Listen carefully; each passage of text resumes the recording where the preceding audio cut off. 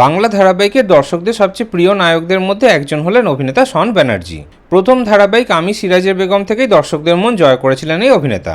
তারপর তার অভিনীত এখানে আকাশ নীল ধারাবাহিকটি তো খুবই জনপ্রিয়তা পেয়েছিল। এখানে আকাশ নীল ধারাবাহিকটি অফলাইন এবং অনলাইন দুটি মাধ্যমে খুবই জনপ্রিয়তা পেয়েছিল। ওই ধারাবাহিকটি শেষ হয়ে যাওয়ার পর অনেক দিনের ব্রেক নিয়েছিলেন অভিনেতা, আর তারপরও আবারও একটি ভালো ধারাবাহিক দর্শকদের উপহার দিয়েছিলেন তিনি। কথা হচ্ছে মন ফাগুন ধারাবাহিকের ব্যাপারে। ওই ধারাবাহিকটিও কিন্তু খুবই জনপ্রিয়তা পেয়েছিল। এখানে আকাশ নীল ধারাবাহিকের মতনই জনপ্রিয় হয়ে উঠেছিল মন ফাগুন ধারাবাহিকটিও।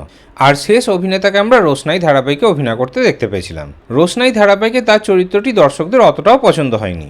শন ব্যানার্জির মন ফাগুন এবং এখানে আকাশ নীল এই দুটি ধারাবাহিক দর্শকদের খুবই প্রিয় ছিল।